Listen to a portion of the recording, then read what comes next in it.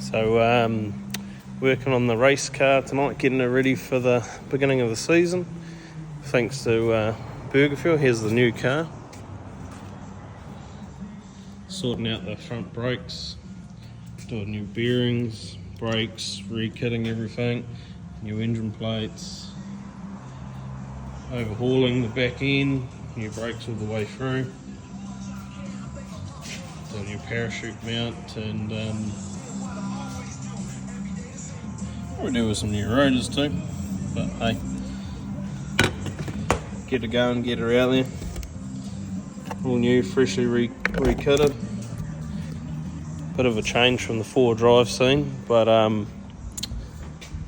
yeah, I've been racing my own car, which will show you some footage of that in another video.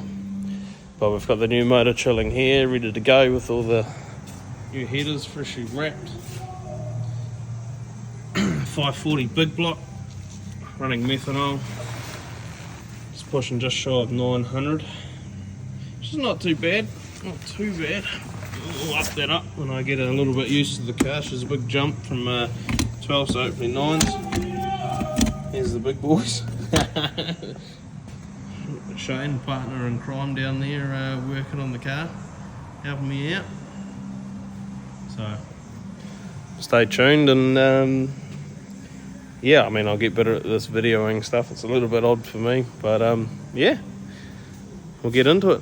A couple of cars in the workshop that we deal with. Zoom out, get a better shot. Here we go. Got an EK Holden for you Americans. What have we got here? A 56. There's a bit of a delicacy over here. Another one.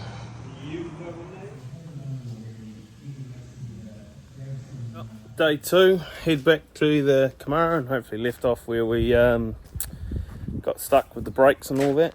We found when we pulled the front rotors off, all the bearings were pretty average, pretty rumbly, so we're gonna go sort that out, and yeah, we'll head there now. There's my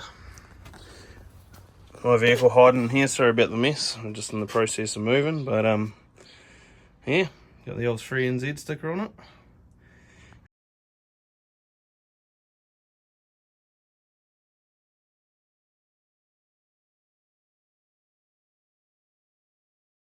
Well, we've made it to Shane's workshop. Here it is up in the hoist, ready to go. We've still got this side to pull off yet.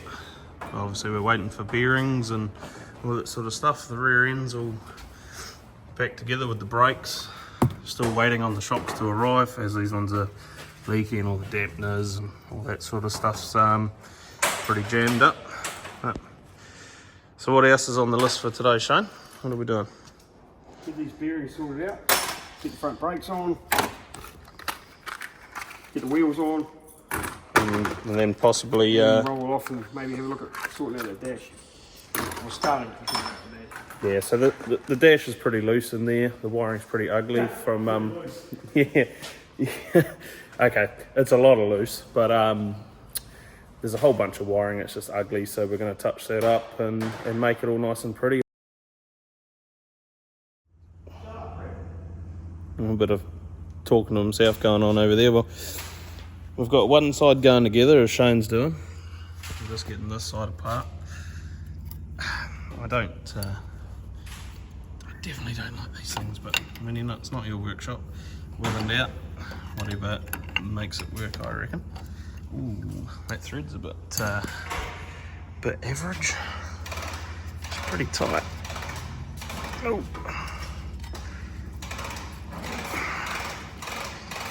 Shane walking around with his hose. Big hose. Ooh, it's a yellow one too. Ooh, what's he into? Alright, let's put that out. See how this bearing's going. This is a bit challenging with one hand. Yeah, see the discolour in the grease there? That was a red once upon a time. It's not a grey lithium grease, but that one doesn't look too bad on the rollers actually. Don't see any steel hanging out. Must be the back bearing is the culprit. Here's the culprit of the wheel bearing. Get that to focus. Don't know if you can see that. Come on, there we go. See all the rust? There's little flakes of steel through there. That's all the hardening coming off the bearing, so that'll be why we have a rumbly bearing on this side. Love these Wellwood calipers. They were well thought out. I mean, look how simple this is. You could do a quick brake pad change at the track. No stress, no worries.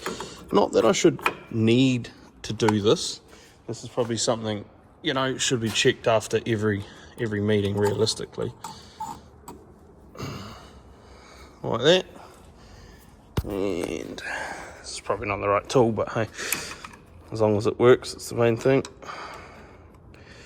Bend that down. Bend that one up.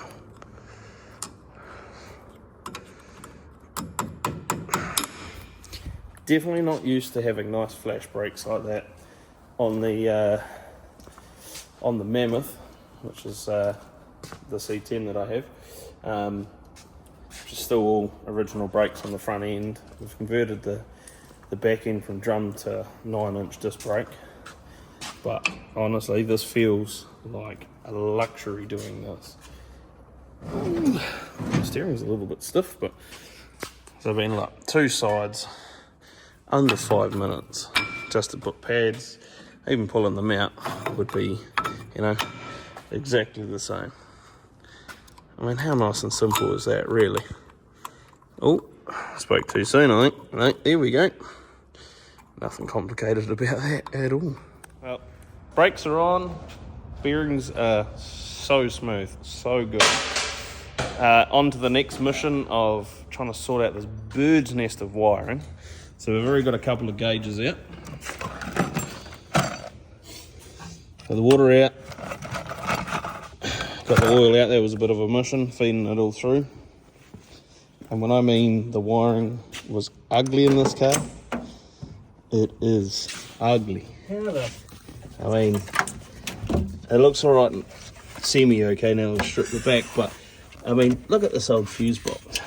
It's the old fucking glass setup going on, and it's just a bird's nest.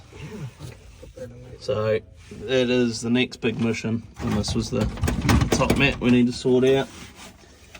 Mount the ignition box, battery, run the leads for the battery, get that all sorted out.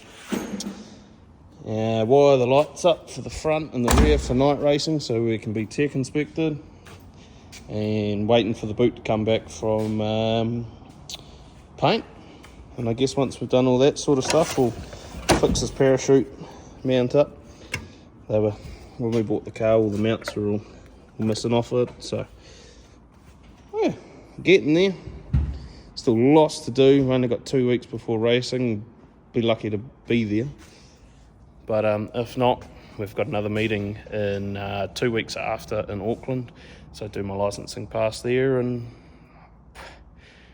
see how good I am, whether I'm useless or where I'm good. A pretty productive day today. Well, I like to think. So I've taken out the passenger seat. We've removed the centre panel, which was looking ugly. Removed the shifter. A little bit of repairs to do here. I mean, that's just fucking hideous. So we're going to recreate the tunnel. All do that. What else did we get? So this here, when we've got the quick release steering wheel on, this piece is too close to your fingers, so I'm going to cut that back to there. So that's all working. What else have we done?